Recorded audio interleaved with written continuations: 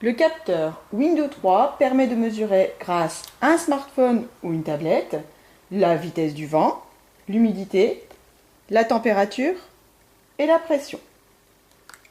Ce capteur ici se branche très simplement à l'aide d'une prise jack.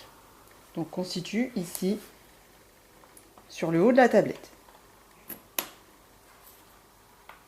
Seul bémol, on ne peut pas le fixer quand l'étui est sur la tablette.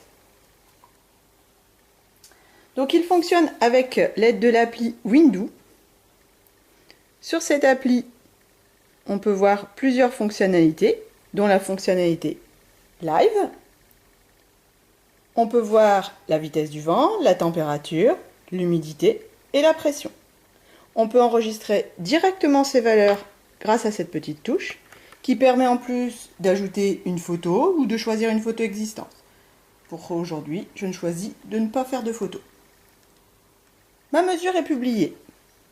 Je peux donc aller la retrouver dans mon historique.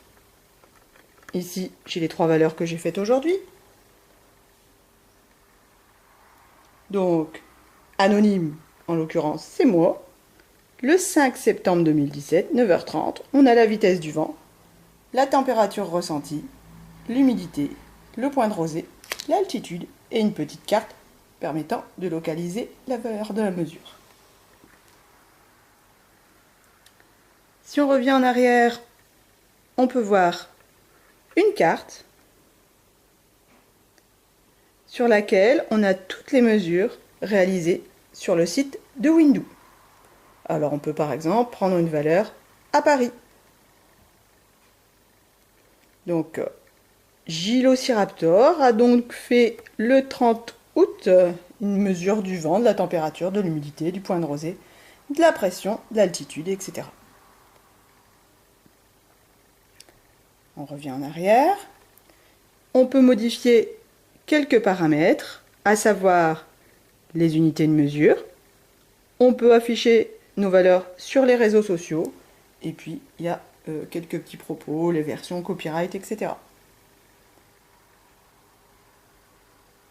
Unité de mesure, on peut utiliser la vitesse en km/h, en mètres par seconde, en nœuds, etc., etc.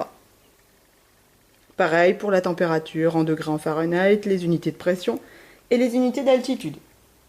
J'utiliserai donc ce petit capteur en 6e et en 5e pour toutes les mesures concernant l'environnement et la météo.